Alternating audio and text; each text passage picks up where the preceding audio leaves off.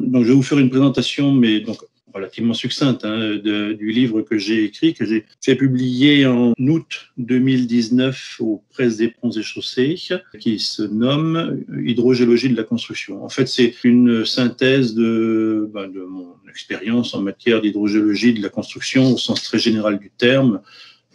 Construction, génie civil, etc.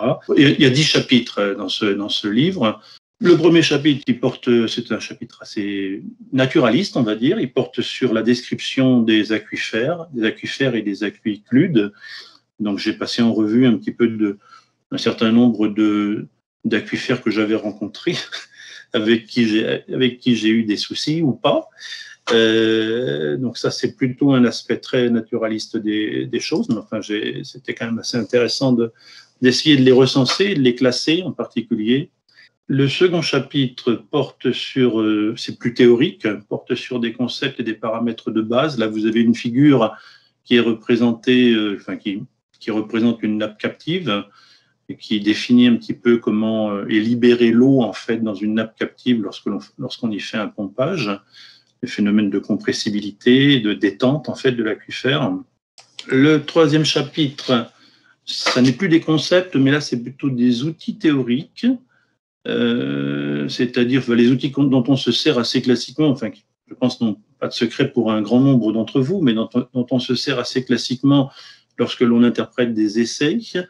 Donc là vous avez un cas de figure, un extrait une des figures du livre, qui représente un projet dessiné en rouge. C'est un projet de parking souterrain qui rentre dans 3 formations, enfin dans 2 essentiellement, des alluvions en jaune.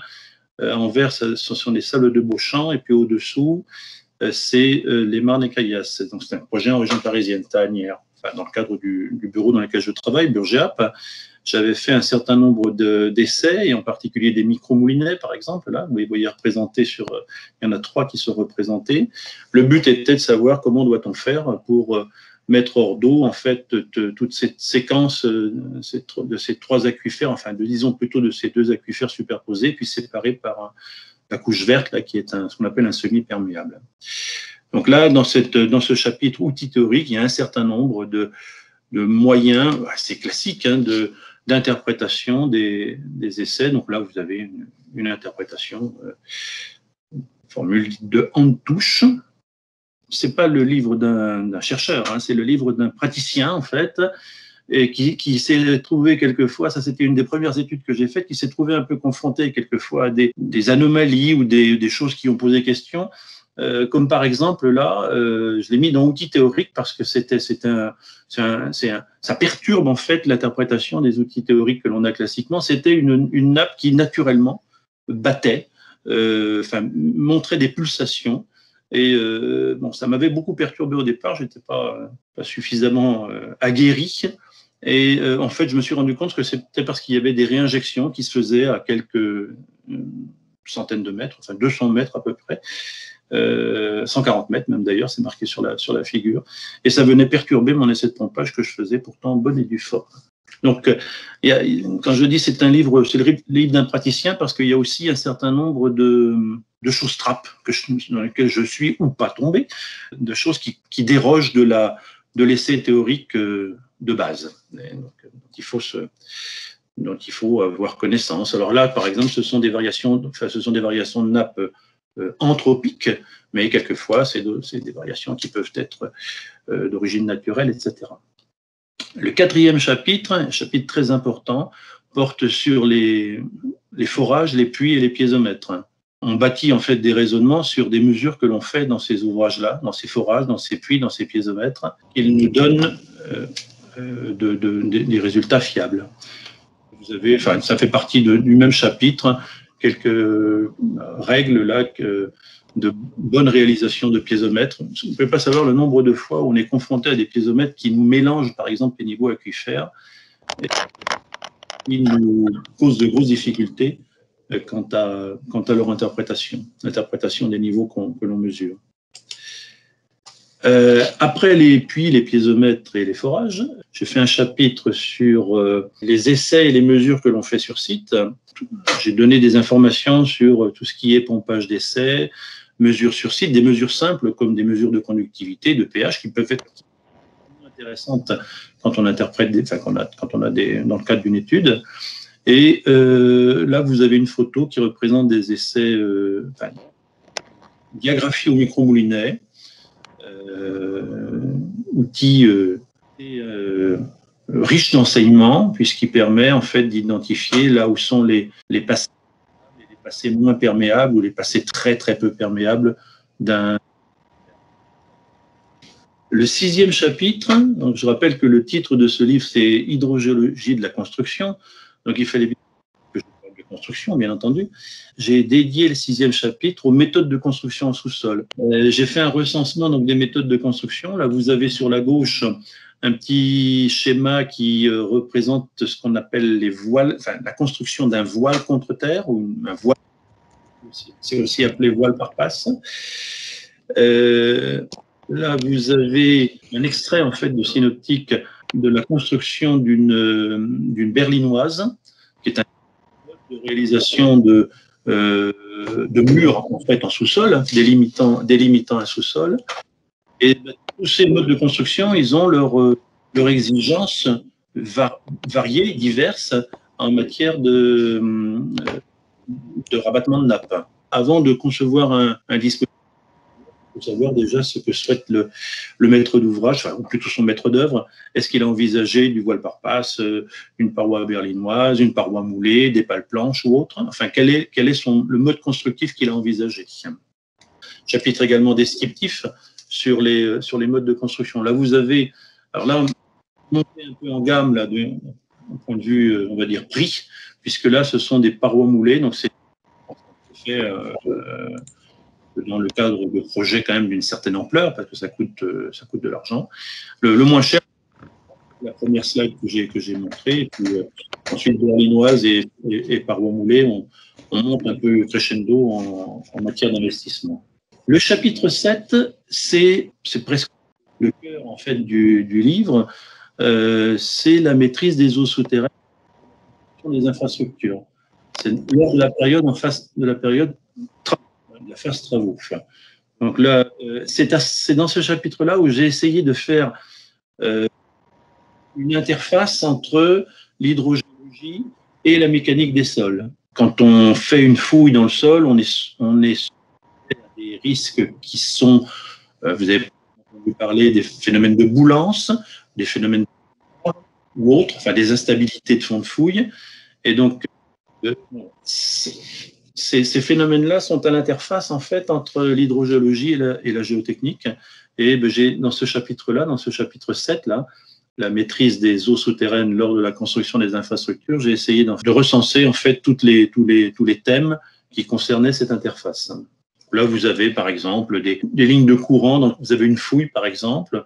On rabat donc à une certaine cote à l'intérieur de la fouille, et vous avez des lignes de courant qui sont dessinées, et vous avez des petits éléments de sol sur lesquels s'exercent des forces qui sont différentes selon leur position, selon leur situation vis-à-vis du puits de pompage, etc. Donc, toujours dans le cadre de la maîtrise des eaux souterraines lors de la construction des infrastructures, j'ai parlé bien entendu des différents systèmes de pompage, de rabattement de nappe. Là, vous avez 3 photos. Là, la photo du haut, ce sont ce qu'on appelle des pointes filtrantes. C'est un système d'aspiration de la nappe avec une pompe à vide. C'est une kyrielle de petits forages, en fait, qui sont reliés entre eux avec un collecteur, et puis donc ça aspire et ça permet de rabattre la nappe. Ça s'emploie dans des terrains peu perméables. Et au-dessous, vous avez des puits classiques, soit métalliques ou en PVC, ou différents types de crépines qu'on peut envisager, crépines Johnson éventuellement, enfin des crépines à fil enroulé, enfin voilà. Donc là, j'ai fait également un recensement des différentes techniques de rabattement de nappe. Et puis ensuite, après la phase travaux, il faut parler également de la phase définitive, c'est-à-dire en mode l'exploitation du bâtiment. Alors, M. Lachassaigne m'avait demandé de dire quelques mots des niveaux des plus hautes eaux, parce que c'est une étude qui concerne en fait la phase définitive d'un bâtiment, hein, puisqu'on s'intéresse à chercher, à dire, à évaluer où sera la nappe à moyen terme, à court terme, à moyen terme et à long terme. Donc ça concerne bien le bâtiment dans sa longévité. On ne peut pas vraiment rentrer dans le détail. Simplement, je vais vous montrer quelques slides parce que c'est touffu, en fait, hein, définir des niveaux des plus hautes eaux. C'est multicritères. Ça requiert à la fois de l'analyse, j'entends, des calculs, et puis de l'observation. Mais bon, grosso modo, dans le principe d'ailleurs c'est simple puisqu'il s'agit de faire des additions. On part d'un niveau de nappe donné puis on rajoute certaines hauteurs qui sont liées à des événements extérieurs. Et dans la pratique, c'est souvent beaucoup plus compliqué ne serait-ce que parce qu'on dispose d'assez peu de données d'entrée. Mais les grands facteurs qui causent des remontées de nappe, c'est bien entendu le battement saisonnier. Alors vous avez ici un exemple que j'avais récupéré dans le 10, ça doit être l'Aube, c'est ça, oui. Des battements saisonniers gigantesques en fait dans la craie, puisque vous voyez le point le plus bas de la nappe est à 131 et la nappe remontait jusqu'à 158, ce qui fait quand même 27 mètres de battement. Dans la craie, c'est absolument gigantesque. J'ai jamais vu des battements aussi importants. Bon, c'est un cas vraiment un peu extrême, on va dire. Quand on fait des études de niveau des plus hautes eaux, on est toujours amené également à se poser des questions sur l'effet des pompages existants dans les environs du site, à proximité, à distance, etc. Parce que ça, si ces pompages s'arrêtent, eh bien, la nappe peut remonter et induire être à l'origine d'un facteur d'élévation de la nappe. Là, vous avez un schéma qui est peut-être un peu complexe, mais c'est le rabattement de la nappe du Lutétien, en fait, en partie nord de Paris, enfin, côté en rive droite. Rabattement, enfin, vous voyez, les isopièses sont représentées en bleu. Rabattement qui est, pour une bonne partie, causé par les infrastructures de transport souterraines. Pas seulement, d'ailleurs, il y a des parkings souterrains également, mais les infrastructures de transport, le RER, le métro, etc., participent de beaucoup au rabattement de la nappe. Quand on veut faire une étude au niveau des plus hautes eaux, on s'intéresse également, et je pense qu'après, ce sera les trois seuls paramètres dont je parlerai, hein, le battement saisonnier, l'arrêt des pompages, et puis on s'intéresse donc aux transmissions d'ondes de crue. Vous avez ici un exemple en rouge. C'est à Ménil-sous-Jumièges dans 76. Vous avez les battements de la Seine, dans l'estuaire de la Seine, et en bleu sont représentés, enfin suivis par un capteur, les battements dans un piézomètre qui se trouve à une certaine distance, je sais pas, j'ai plus en tête, mais dans la nappe de la Craie, alluvion-sur-Craie. Cette influence, en fait, les battements du fleuve sur les battements de la nappe, on essaie toujours de l'approcher, effectivement, parce que ça fait partie des phénomènes qui peuvent remonter, effectivement, la nappe. Toujours dans le même cadre qui est celui de la maîtrise des eaux souterraines en phase définitive d'une infrastructure. J'ai aussi j'ai cité également plusieurs paragraphes, en fait, sans rentrer trop dans le détail, mais au moins pour alerter sur les aspects évolution des ouvrages dans le temps et colmatage. Là, vous avez des photos sur la droite qui sont des dépôts d'hydroxyde de fer, hein, que ce soit en haut ou en bas. Hein. En haut, c'est un petit ruisseau en Loire-Atlantique, et puis en bas, c'est une unité, on va dire, un espèce de système qui permet de déferriser en Tunisie. Si ça se passe dans des drains, par exemple, qui sont censés vivre ad vitam aeternam, ou dans un puits de pompage, effectivement, on va avoir des problèmes de colmatage, etc. Donc, j'ai abordé ce sujet-là. Toujours dans le cadre de la durabilité, en fait, des ouvrages qui se trouvent dans la nappe, quand on fait une infrastructure, on la dote à la base d'un radier, c'est-à-dire c'est quelque chose qui est censé être imperméable. Donc j'ai parlé de ces problèmes que l'on rencontre quelquefois sur des radiers fuyards, et j'ai donné l'exemple de l'Opéra de Paris, puisque c'était initialement un radier qui avait été prévu, mais il était un petit peu fuyard, et Garnier, à l'époque, a décidé de transformer, plutôt que de s'évertuer, peut-être pour des questions d'argent d'ailleurs, j'en sais rien, mais peut-être plutôt que de s'évertuer à reboucher les trous, ce qui n'aurait peut-être pas d'ailleurs eu un effet total, il a décidé en fait d'inonder le dernier sous-sol, et c'est pour ça donc on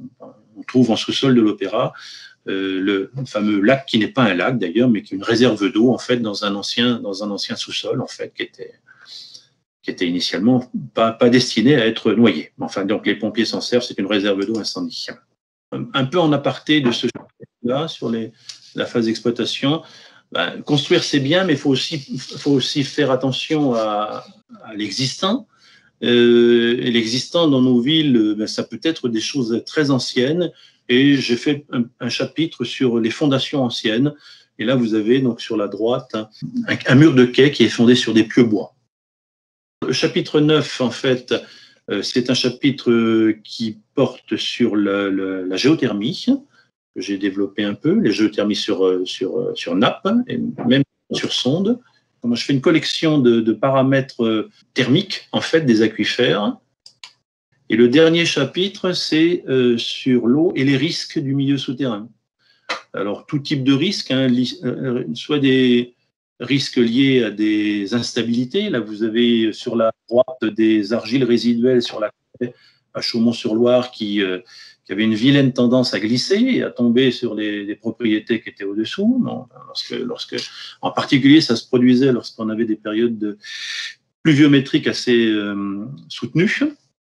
Mais c'est aussi, j'ai également abordé le transport par l'eau d'un certain nombre de substances qui peuvent induire des risques plus ou moins graves, hein, H2S, mais pas seulement. Bon, là, vous avez une photo d'une fouille qui s'est...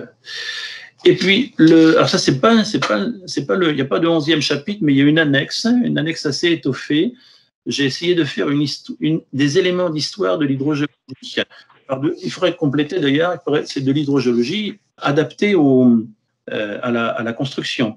C'est comment dirais-je, un graphe que j'ai reconstitué à partir d'indications que donne Vitruve, l'architecte romain Vitruve. J'ai essayé de voir dans le temps comment les gens s'étaient débrouillés en fait lorsqu'ils étaient amenés à construire, comment ils s'étaient débrouillés pour s'épargner les tracas liés à l'eau. Alors, ça, c'est au Moyen-Âge, c'est Agricola, et ce sont des systèmes de pompage, des pompes à piston, dont ils se servaient pour l'exor des mines. Voilà, donc c'est un petit chapitre, mais que j'aime bien parce qu'il m'a permis de resituer un petit peu toutes les difficultés, tous les errements, quelquefois, rencontrés pour traiter tous ces problèmes. Voilà, j'en ai terminé, j'ai peut-être un peu dépassé, mais je suis à votre disposition si vous avez des questions. L'exposé, c'était très intéressant et j'ai bien aimé la partie historique de l'exposé. Je me demandais, le métro de Paris, est-ce que vous savez comment est-ce que les fouilles ont été asséchées au XIXe siècle? Oui, alors le métro, j'ai pas d'informations comme ça qui me viennent, mais par contre, je sais que pour l'Opéra Garnier, c'était quand même, enfin, c'était avant le métro, puisque c'est fin du 19e. Hein. Le métro, la première ligne, je pense que ça doit être début du 20e. Enfin, en tout cas pour l'Opéra Garnier, ils avaient et également d'ailleurs pour l'épuisement des tranchées lors de la pose des égouts sous Haussmann par Belgrand. Ils avaient des pompes qui fonctionnaient, je crois, à la vapeur. Hein. Donc l'électricité n'était pas, enfin, elle arrive plus tard. Hein. Le moteur à explosion aussi. Hein. Mais à cette époque-là, on est dans la suite de Denis Papin, de l'utilisation de la vapeur.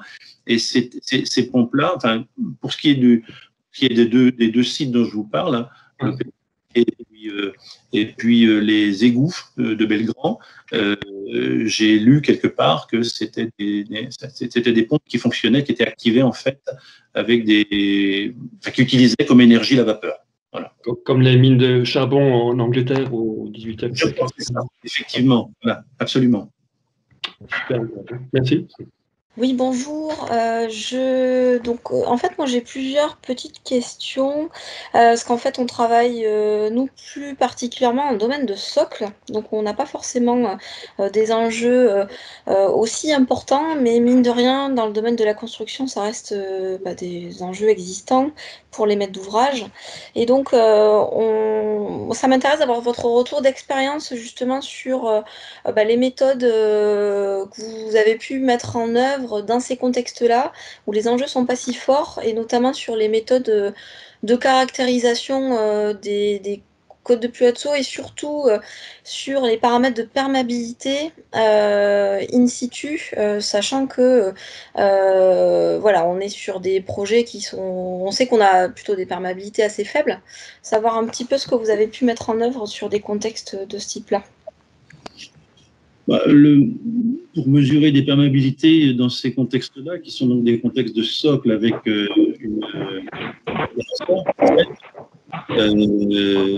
la plupart du temps, ce sont des essais dits ponctuels que l'on réalise, type le franc ou autre essai, quoi.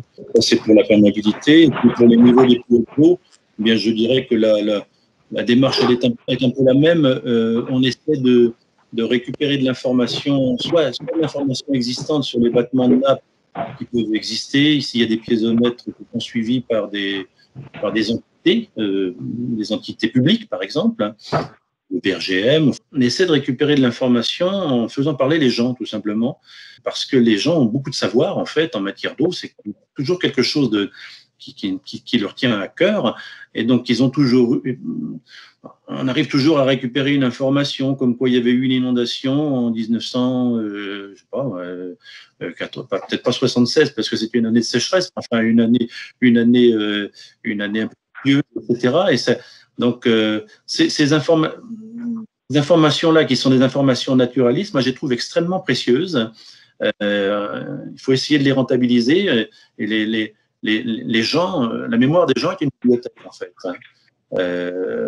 Bon, voilà. En ce qui concerne les niveaux des plus hautes eaux, je ne sais pas si je réponds à votre question, mais en milieu de socle ou de zone ou d'altération de socle, c'est soit en récupérant de l'information sur site. C'est pas toujours gagné, hein, ça c'est sûr. Oui. Ça, c'est évident. Hein. Oui, non, mais ça, je suis tout à fait d'accord. Hein. En fait, c'est vrai qu'en fait, les difficultés qu'on peut avoir, c'est que on est sur des milieux qui sont quand même très hétérogènes. Et du coup, avec des mesures de perméabilité ponctuelles, alors selon peut-être différentes méthodes, donc adaptées en général à des mesures dans ces gammes de perméabilité-là, on peut quand même être confronté à des variations de perméabilité qui font que quand on veut après estimer des débits d'eau d'exor voilà, pour pouvoir drainer les terrains, on est face à des calculs qui sont avec des facteurs très très variables. Et donc ça... Oui, non, mais ça, je suis d'accord. Effectivement, ce qu'il faut, c'est avoir suffisamment de... Enfin, c'est un vœu pieux. Hein. Ouais, c'est ça.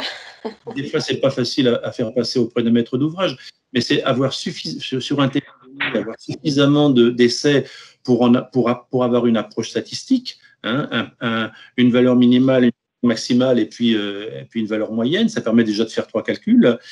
Et puis, ce qu'il faut aussi, c'est aussi avoir un peu un ressenti. Au bout d'un certain temps, on commence à l'avoir sur le débit auquel on peut s'attendre. Hein.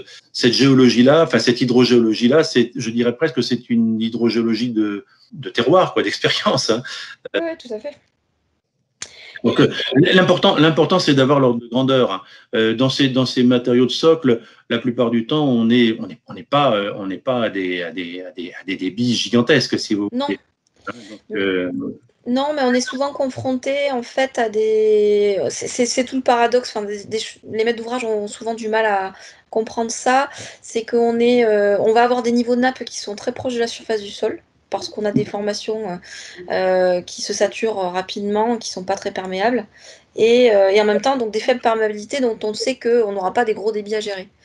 Mais c'est ce paradoxe sur des dispositions constructives proposées, alors qu'on a des niveaux certes très hauts, mais pas forcément des gros débits. Donc, ça veut dire qu'ils feront des économies, le maître d'ouvrage fera des économies en phase travaux, parce qu'il n'aura pas à gérer des débits trop importants. Tout à fait. Par contre, effectivement, il faudra, en matière de niveau des plus hautes eaux, vraisemblablement se protège contre une nappe qui peut remonter au niveau du sol. Alors, classiquement, ce qui se fait, c'est qu'on a localement, on a plutôt des tapis drainants qui sont proposés. Nous, la question qu'on se posait, parce qu'on n'a pas forcément trop de retour d'expérience là-dessus, c'est on se demandait si finalement des drainages périphériques en domaine de socle seraient peut-être tout aussi efficaces. Donc, tout est possible. Oui, on peut intercepter l'eau. Moi, je pense que c'est mieux de l'intercepter à l'intérieur de la fouille parce que déjà, l'eau, elle a plus de chemin à faire, en fait, donc elle perd plus de charge, donc on aura des débits qui seront moindres. On lui met plus d'obstacles à la nappe extérieure et puis l'intérieur. On peut aussi faire un drainage extérieur à un bâtiment. Ceci dit, vous le savez aussi bien que moi, hein, après, la question, c'est qu'est-ce qu'on fait de l'eau? Enfin, voilà, 10 ou 15 ans, rejetait sans autre forme de procès les eaux au réseau d'assainissement, même des fois des débits significatifs.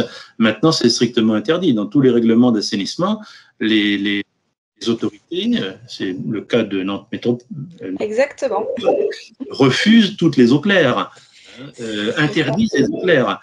Et ça amène quelquefois à des situations très très difficiles parce que comment on peut faire si on fait un tapis drainant, si c'est ce qui a été acté de façon à ne pas faire un radier, on va donc avoir des débits d'eau. Alors si le terrain est assez grand, on peut se débrouiller peut-être pour le rejeter petit débit d'eau à une certaine distance. Ça ne recycle pas vers le point de pompage, mais c'est pas toujours le cas. Souvent juste en limite de parcelle cadastrale. C'est ça, c'est effectivement la difficulté auquel on est confronté, mais ça me rassure. Il n'y a pas de secret. Hein. Ça rejoint une question que posait Laurent Danville sur le chat. Je pense que vous y avez assez bien répondu. Y a-t-il en général une réutilisation des eaux d'exor ou simplement vers le réseau pluvial ou autre canal? Il posait la question. Alors, je pense que ça doit être éminemment variable en fonction des possibilités et des existences de réseaux de drainage d'eau pluviale ou autre. Alors, réutilisation des eaux d'exor, ça, c'est pas mal, mais de toute façon, alors réutilisation par exemple des eaux d'exor, on pourrait s'en servir pour faire de l'arrosage, par exemple, mais le problème, c'est que ce sont des débits constants sur une année ou quasiment constants sur une année. Il faudrait stocker dans des réservoirs très très grands la plupart du temps. Donc ça serait difficilement faisable pour une utilisation, par exemple pour faire de l'arrosage, une utilisation qui se situerait entre, je sais pas, en 20 et puis septembre-octobre, quelque chose comme ça. Donc c'est relativement, comment dirais-je, la période d'utilisation, c'est quand même relativement limité. Et donc, faire un grand réservoir pour stocker de l'eau extrait d'un tapis drainant pour ensuite arroser, j'ai jamais vu encore. Hein. Alors, on peut aussi, dans certains cas, réutiliser faire de la géothermie avec cette eau. Enfin, ça s'est vu quelquefois. Mais ceci dit, le problème persiste après parce qu'on peut pas. Une fois qu'on a fait passer, imaginons, donc on a un tapis drainant, on fait passer les eaux, on récupère donc des eaux, au 3e sous-sol par exemple, un certain débit, on la fait passer dans une pompe à chaleur, on récupère des frigories ou des calories. Bon, après, quid? Qu'est-ce que l'on fait de ces eaux? Enfin, on se retrouve confronté à la problématique qui est celle que la plupart du temps, il est interdit de rejeter, enfin, je dirais même tout le temps maintenant, il est interdit de rejeter les eaux au réseau d'assainissement et il faut les réinjecter. Alors à ce moment-là, il faut trouver un moyen de les réinjecter. Mais c'est vrai que il faut effectivement, si on est amené à pomper des eaux, à récupérer des eaux, il faut quand même se poser la question de leur utilisation potentielle. Une question, mais qui sera du coup un petit peu plus précise finalement. Elle vient compléter la question de Laurent Danville. En fait, c'était même plus spécifiquement sur justement les ouvrages de transport parisiens. Finalement, quel est actuellement le devenir des eaux d'exor de ces pompages pour les transports parisiens? Parce que c'est Ah clair oui. que c'est colossal et C'est je colossal, me suis finalement effectivement. jamais posé la question de savoir ce qu'elles deviennent, quoi. Alors, il faudrait demander aux gens de la RATP. Moi, je ne peux pas parler pour eux, mais enfin, ce que je sais, c'est que de mémoire, c'est effectivement, sur tout le réseau, c'est effectivement assez colossal. Je pense que c'est vraisemblablement plusieurs mètres cubes par seconde d'eau. Effectivement, ils ont un système d'évacuation des eaux et je crois que ça part en Seine, oui. Mais Parce que on c'est pourrait vrai leur que demander, mais je crois que ça part en Seine, oui. j'avais identifié dans le cadre d'une étude à Boulogne-Billancourt, il y avait une sacrée influence de ces pompages-là, et du coup justement ça créait vraiment une zone. Enfin, c'était colossal l'influence de ces pompages. La slide donc, qui représente le trou piézométrique, alors qui existait, ça c'est dans les années 90, hein, une dépression piézométrique là, sur la Paris rive droite. Bon, on voit peut-être pas très clairement, mais le centre de la dépression est vers, moi non plus je vois pas très clairement, mais je crois que c'est 20 ou 19 NGF, à comparer avec une nappe qui naturellement doit être aux alentours de, la Seine est à 26,7, donc doit être aux alentours de 28. Donc de 28 à 19, ça fait donc une petite dizaine de mètres. Ouais, c'est énorme. De rabattement. Hein. Mais bon, là, je dirais que ça fait partie de l'histoire presque, puisque ça existe depuis des décennies en fait. Hein. Ce trou piézométrique là, il existe depuis que les lignes de métro, et non seulement, hein, il n'y a pas que les lignes de métro, hein, il y a des parkings souterrains qui sont à l'origine d'extraction d'eau en débit important. Hein. Et c'est pas seulement à Paris d'ailleurs. Hein. À Lyon, vous avez des parkings souterrains dans la Molasse, dans les alluvions et la Molasse, qui sortent des débits colossaux. Hein. Sauf qu'à Lyon, ils ont la possibilité donc de descendre en fait les voiles, ou les parois moulées jusque dans la Molasse, qui est globalement un peu plus, qui est moins perméable que les alluvions. Donc ils prennent l'eau, ils récupèrent l'eau qui transite au travers de la Molasse, et puis ils la réinjectent à l'extérieur des parois moulées dans les alluvions. Et donc ça c'est pas mal parce que ça recycle pas. Alors, bon, ceci dit, sur le long terme, ça fait quand même la plupart du temps des débits assez importants, et donc bon, ça fait des consommations électriques quand même, hein, mais c'est le dispositif qui est mis en œuvre à Lyon, et bon, le gros intérêt, c'est quand même c'est presque un intérêt court-termiste quand même, c'est que ça permet d'éviter de faire des radiers, parce que faire un radier qui résiste à une sous-pression d'eau de 10 mètres par exemple, 10 mètres d'eau, c'est 10 tonnes au mètre carré, si vous voulez. Hein, donc 10 tonnes au mètre carré, il faut mettre une certaine épaisseur de béton, et il faut surtout armer avec du fer à béton de gros diamètre cette couche de béton, ça coûte de l'argent. Et une dernière petite remarque, et après je passerai la parole. Finalement, ça rebondit sur ce que Aurélie Ricot disait tout à l'heure. Et j'ai bien aimé en fait, en effet, votre réponse sur finalement se renseigner un peu cette hydrogéologie de terroir, parce que c'est clair que un aspect, par exemple, très concret, c'est simplement en effet aller voir les avoisinants, aller voir ce qui se pratique dans les sous-sols autour du projet, et souvent on a quasiment notre réponse de s'il y a un souci à traiter ou pas dans ce quartier. Absolument. C'est vrai que absolument. La réponse, elle est souvent à portée de main. Hein. Dans les milieux urbains, le plus difficile, c'est l'hygiaphone, en fait. Hein. C'est de passer l'hygiaphone. Que la personne n'est pas trop inquiète par quelqu'un qui vient lui poser des questions des niveaux d'eau dans son sous-sol ou dans sa cave. Eh bien, une fois qu'on est arrivé à ce stade-là, on peut récupérer de l'information, et c'est une information, je répète, qui est précieuse. Vous avez parlé, en fait, à un moment donné, des piézomètres qui n'étaient pas forcément faits dans les règles de l'art, et notamment qui pouvaient recouper deux nappes différentes. Est-ce que vous pourriez éventuellement nous en dire un peu plus là-dessus, et notamment, qu'est-ce qu'on fait des données de piézomètres qui ne sont pas forcément très bien faits, et notamment, voilà, d'autant plus s'ils recoupent deux nappes. Est-ce qu'on utilise les données Comment on fait dans ces cas-là? C'est très difficile. Hein.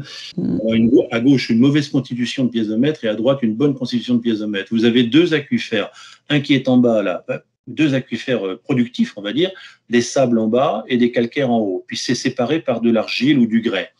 Donc, les calcaires d'une part et les sables d'autre part, ils vivent leur vie de façon, on ne va pas dire indépendante, mais quasiment indépendante. Ils sont séparés par la couche d'argile. Ils peuvent avoir des niveaux de pression assez différents l'un de l'autre. On peut en avoir un qui nous donne un niveau d'eau à, je sais pas moi, à 124 et l'autre à 122, 2 mètres d'écart. Hein. Et si l'on crépine tout à hauteur ces deux aquifères, ben on va avoir un niveau bâtard entre les deux, entre 122 et 124, ce sera vraisemblablement 123, mais c'est même pas sûr d'ailleurs, parce que ça dépend aussi de la perméabilité de ces différentes couches, comment l'un se déverse dans l'autre. Hein, et des fois, ça peut même remonter. Donc, pour répondre à votre question, effectivement, quand on a un piézomètre qui crépine qui a été crépiné tout à hauteur, comme on en rencontre fréquemment, hein, c'est même à l'origine quelquefois de sinistres, hein, de litiges. L'idéal, ce serait de demander à ce qu'il soit refait en bonne et due forme, selon les prescriptions de l'hydrogéologue.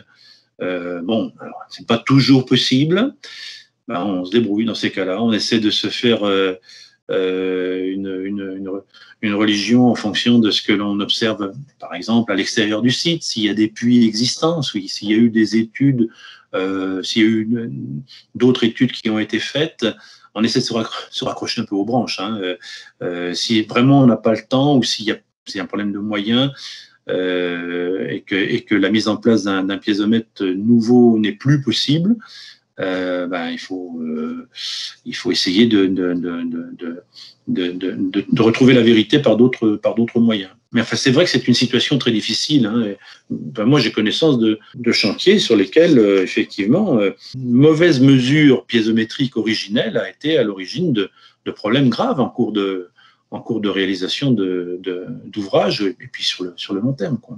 En fait, dans ce chapitre-là, le chapitre 4, la forage, puits et piézomètre, j'ai essayé d'attirer l'attention sur la nécessité de faire correctement les piézomètres, quoi, pour ça. D'abord, savoir ce que l'on veut mesurer. En l'occurrence, là, si on prend la coupe de gauche, là, ou la coupe de droite, peu importe, qu'est-ce qu'on veut mesurer? Est-ce que c'est la nappe du calcaire ou est-ce que c'est la nappe des sables?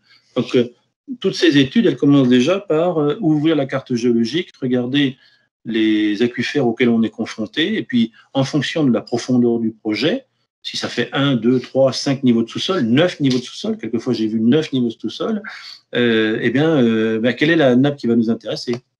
Et en fonction de ça, on définit la profondeur du piézomètre, sa prise de pression. Je sais pas moi, si c'est 8 niveaux de sous-sol, on fait un piézomètre qui 8 niveaux de sous-sol, ça fait 8 fois 2,5, donc ça fait 20 mètres. Hein. C'est quand même pas très courant, hein. Mais on peut être amené, par exemple, à faire un piézomètre qui est crépiné, qui est en tube plein de 0 à 20 mètres et qui est crépiné simplement de 20 à 21. Moi, j'avais quelques petites questions, mais bon, on avait déjà discuté à l'époque où j'étais aussi à Burgea, mais depuis que j'en suis parti, savoir un petit peu si tu avais eu des retours sur peut-être des projets où justement, parlant de réutilisation des eaux de drainage, s'il y avait eu des projets sur lesquels Burgea pourrait pu travailler avec une réutilisation pour les sanitaires notamment, savoir si ça s'était fait ou si dans d'autres communes on aurait peut-être il y avait une discussion avec les services des assainissements pour peut-être tolérer certains débits de fuite. Même si on connaît le problème, bien sûr, où on est sur un pompage permanent, donc des débits permanents d'arrivée, donc pas faire de la régulation vraiment comme pour les eaux pluviales, mais au moins tolérer une petite partie, alors que pour l'instant, c'est juste une surverse qui est vraiment tolérée, on va dire, mais des projets sur lesquels, comme ça, il y aurait des discussions sur ces thèmes-là. Réutilisation des eaux de drainage vers les sanitaires, pourquoi pas? Oui, ça c'est pas... Si la qualité de l'eau est bonne, si elle n'est pas polluée, bien entendu, ouais. Si elle n'est pas trop entartrante aussi, hein, si on a risque d'avoir du tartre, une épaisseur de tartre qui se crée en 15 jours, et pourquoi pas, c'est tout à fait envisageable. Mais les sanitaires, a priori, ça représente un volume assez modéré, quoi. Hein.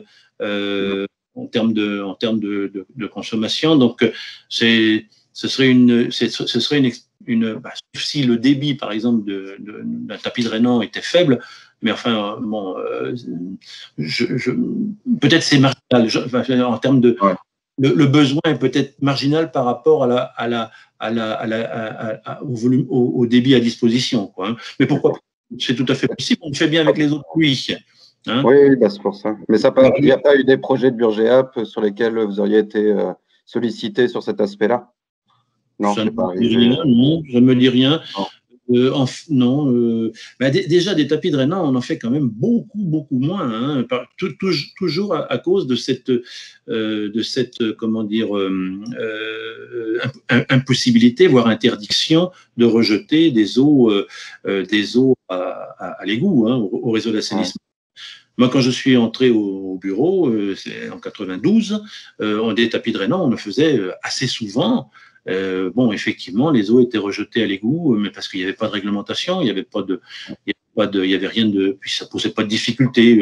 En plus, c'est quand même la plupart du temps, même si c'est 30 mètres cubes, par exemple, c'est quand même des quantités d'eau qui sont relativement limitées par rapport aux mètres cubes secondes d'eau pluviale qui transitent dans les réseaux. Ceci dit, je comprends parfaitement que si tout le monde rejette, 100 promoteurs ou 100 maîtres d'ouvrage rejettent 30 mètres cubes heure, chacun, ça fait des eaux parasites qui vont impacter le système, quoi, hein. Donc, réutilisation donc des eaux pour des sanitaires, des eaux de drainage pour les sanitaires, pourquoi pas? J'ai pas connaissance qu'on en ait fait. Et puis l'histoire du débit de fuite. Alors, le débit de fuite, c'est vraiment, ça apparaît en ce qui concerne les rejets d'eau pluviale, hein, que l'on stocke dans une. Donc, l'eau tombe sur les toitures, ça arrive dans une bâche de rétention, et les gestionnaires de réseau disent vous pouvez, bien entendu, rejeter vos eaux pluviales dans mon réseau, mais je vous impose un débit de fuite qui ne devra pas dépasser tant. Hein. Alors, comment est-ce que, imaginons qu'il y ait un tapis drainant sur le site qui produirait un tout petit débit, est-ce que ça peut s'intégrer, est-ce que ce petit débit peut s'intégrer dans le débit de fuite? À voir. En théorie, c'est non, hein, parce que en théorie, mais tant qu'on reste en dessous des fameux 1 litre seconde, donc 3,6 mètres cubes heure, on pourrait être toléré, on va dire. Oui, mais ça revient aussi à un moment donné, je pense que parce que le 1 litre par seconde et par hectare conduit à un certain volume de rétention d'une eau de pluie dont la est donnée, là, la plupart du temps c'est une décennale. Si on vient y rajouter un débit en plus, je pense qu'il faut penser à ce moment-là à agrandir un peu oui, c'est sûr. La rétention. Hein.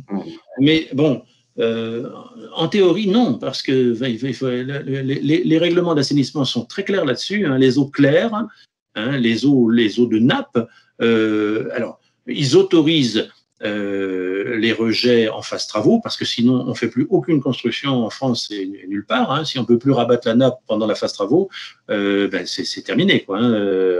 La plupart du temps, dans 9,9 cas d'une fouille rentrant dans la nappe, on est bien obligé de pomper, hein. 100% des cas d'ailleurs. Donc ça, pour la phase travaux, forcément c'est accepté, mais pour la phase définitive, normalement c'est zéro, hein. C'est pas d'eau claire au réseau. Donc après, il faut peut-être prendre, si c'est très marginal, moi si le débit recueilli dans un tapis drainant est très marginal, moi je me poserais la question de est-ce qu'il est possible de le réinjecter sur la parcelle s'il y a un peu de terrain. Bien sûr. Et juste un dernier petit point. Donc, merci pour ton superbe ouvrage là, mais je voulais savoir si j'ai connaissance que tu étais aussi dans un cercle de réflexion un petit peu sur mettre au point une genre de norme sur les techniques de rabattement, justement. Alors, où c'était sorti ou c'était toujours en discussion? C'est toujours en discussion, mais je fais partie effectivement dans le cadre du Comité français de mécanique des sols et puis de l'association des foreurs d'eau. Je fais partie avec d'autres, hein, d'un groupe de travail et on travaille à l'heure actuelle sur un groupe de travail qui est en train de rédiger un recueil de bonnes pratiques en matière de rabattement de nappe. Ça, normalement, je pense qu'on devrait le terminer je suppose, avec tous les impacts sanitaires là, qui ont quand même beaucoup les choses, on devrait le terminer vraisemblablement pour le milieu de l'année, donc c'est peut-être quelque chose qui sortira peut-être la fin d'année, quoi.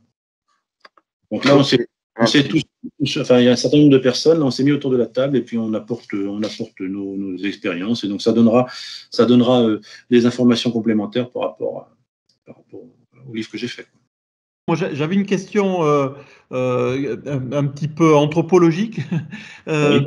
Vous estimez, est-ce que vous avez une idée du nombre d'hydrogéologues en France qui ont un petit peu le même profil que vous, c'est-à-dire qui exercent à peu près 80 ou 90% de leur activité en hydrogéologie de la construction? Je pense qu'on n'est pas nombreux.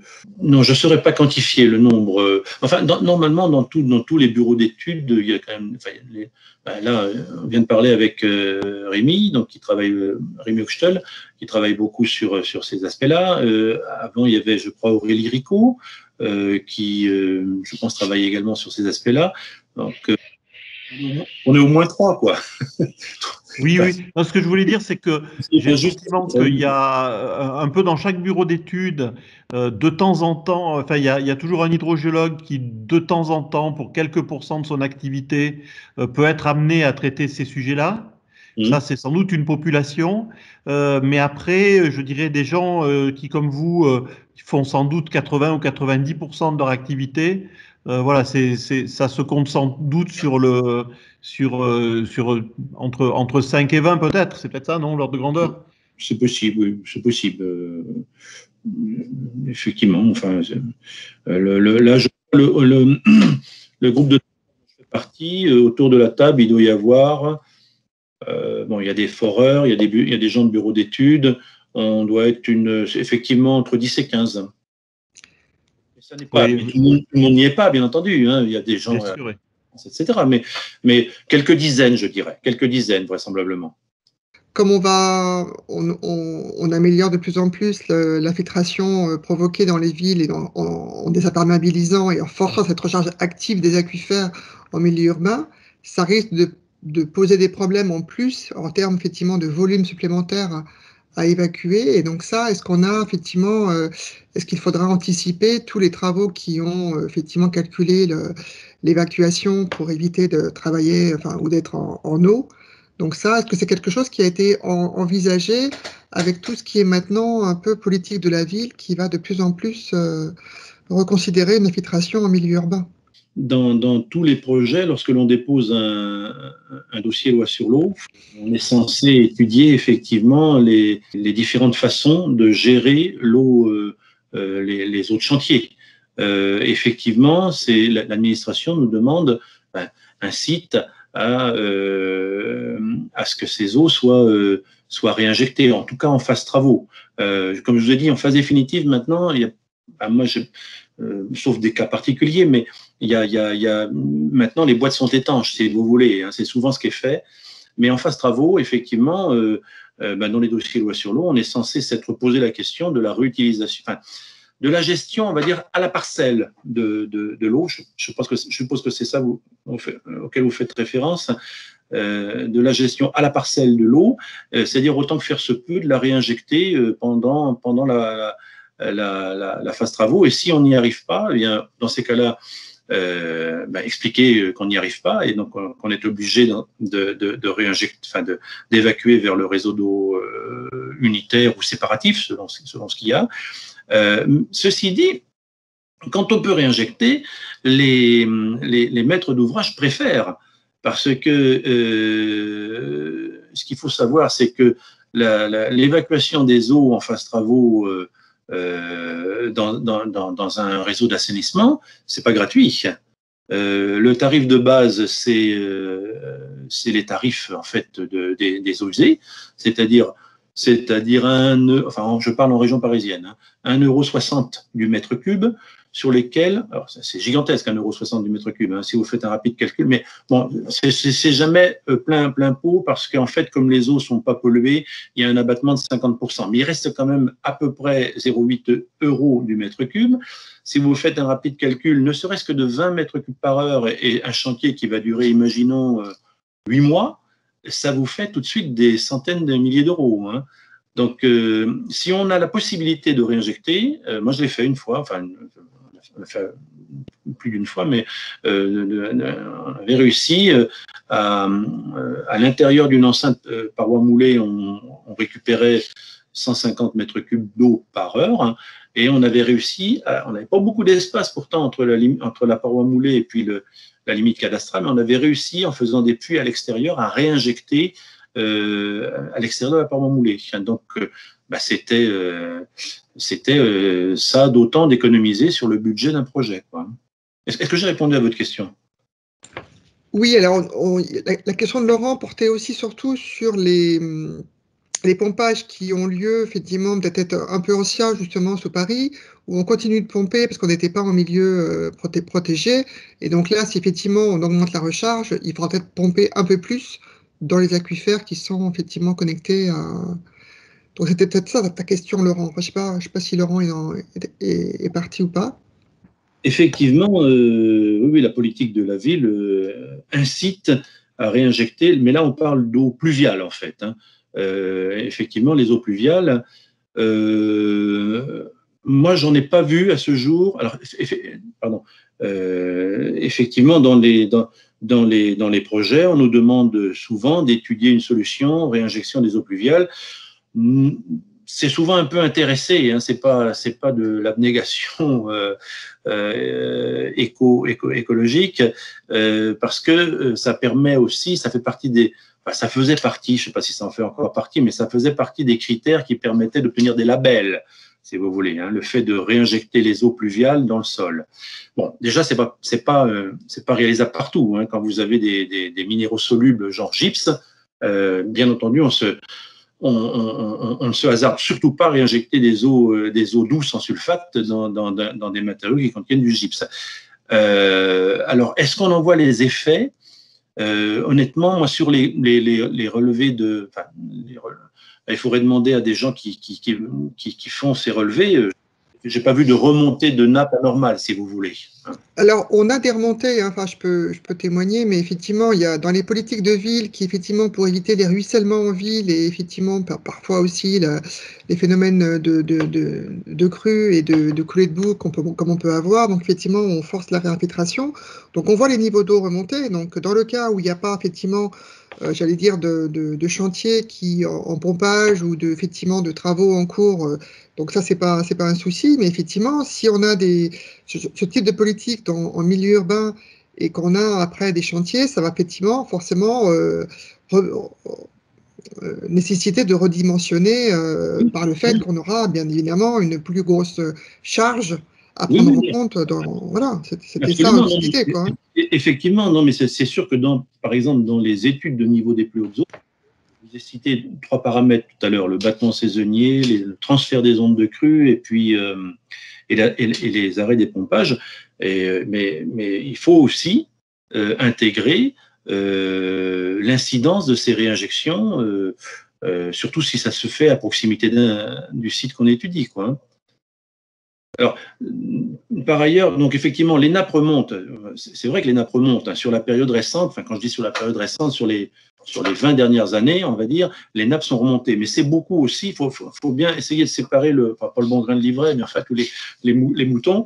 C'est aussi parce qu'il y a énormément de pompages en milieu urbain qui n'existent plus, qui se sont arrêtés parce que, bon, par exemple, l'exemple typique, c'est pour ceux qui connaissent un petit peu la région parisienne, c'est le nord de la région parisienne, au niveau du Stade de France, où la nappe, dans les années 70, faisait l'objet d'énormément de pompage. Pourquoi il y avait beaucoup de pompage? Parce qu'en fait, le tissu urbanistique de l'époque, c'était des usines. Il y avait des usines à cet endroit-là, donc de gros besoins d'eau.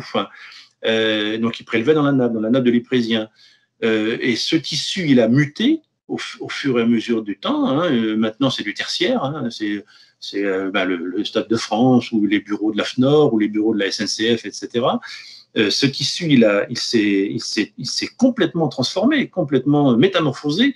Donc, les pompages se sont arrêtés. Et donc, forcément, la nappe qui était énormément rabattue, là en l'occurrence elle était rabattue de 20 mètres, je crois me souvenir, hein, dans ce secteur-là, eh bien elle a remonté, et ça s'est vu effectivement hein, sur les enregistrements des piézomètres qui sont suivis. Hein.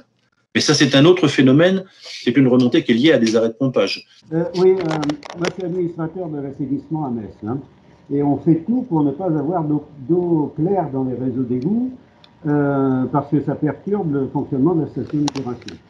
Alors, il y a quand même beaucoup d'endroits en centre-ville où il y a un double réseau, où il y a les eaux pluviales, et ça pose absolument aucun problème. Des réseaux d'eau pluvieuse, ça existe. Hein, alors, d'autre part, émettre la redevance d'assainissement sur des chantiers, ça, je veux dire, il n'y a pas eu d'exemple à Metz, mais c'est quelque chose qui est faisable, effectivement, et ça s'élève de l'ordre de, chez nous, c'est 1,14 € le mètre cube. Hein. Oui, ça dépend des endroits, oui, effectivement. Oui, c'est un prix d'ailleurs qui n'est pas très élevé, oui. Et tout ça pour faire ce prix représente en principe le traitement de l'eau. Et si on met de l'eau qui n'est pas traitée et qui au contraire vient diminuer la pollution, c'est une eau qui est perturbatrice en fait.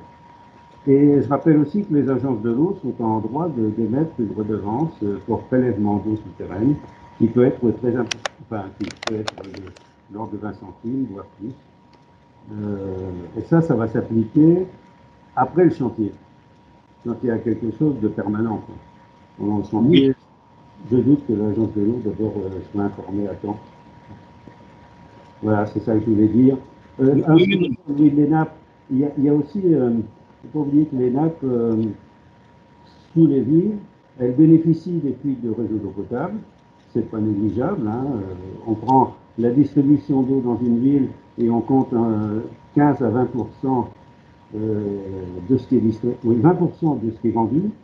Ça correspond à des fuites lorsque le réseau est en bon état. Ça peut être plus. Puis il y a aussi les anciens égouts, pas ceux qui sont sous forme de tuyaux, mais les égouts visitables. Ceux-là, ils puisent aussi pas mal. Ils servent à alimenter la nappe. Voilà. Mais c'est vrai que l'objectif actuel, c'est de limiter tous les rejets d'eau pluviale, d'eau de toiture, le plus possible. C'est de limiter le plus possible les parkings. Les surfaces étanches, voilà, les parkings doivent être absorbants, comme on dit. Alors, où va l'eau après? Oui, ça, effectivement, du point de vue du citoyen, c'est bien évident que les stations d'épuration doivent traiter des eaux usées et non pas des eaux claires. Les eaux claires pénalisent le fonctionnement des stations d'épuration. Je suis tout à fait d'accord. Je ne sais pas si vous aviez lu, tous les auditeurs, là, ou certains d'entre vous, il y a 15 ou 20 ans, il y a un ouvrage qui était paru qui s'appelait Les fourmis, qui se passait à Paris, dans lequel l'auteur avait imaginé que les fourmis avaient tout un tissu de réseaux souterrains sous Paris qui leur permettait de s'y déplacer. Je me souviens qu'elles passaient même sous la Seine. Et donc, je m'étais vraiment posé la question de savoir quel était le débit d'exorde de toutes ces galeries de fourmis et quels étaient les dispositifs qu'elles avaient mis en place pour arriver à circuler à l'air libre dans leur petit terrier et galeries. Voilà, bon, c'était juste une boutade pour dire que des fois, quand on est hydrogéologue, on perd un peu la poésie des romans qu'on lit.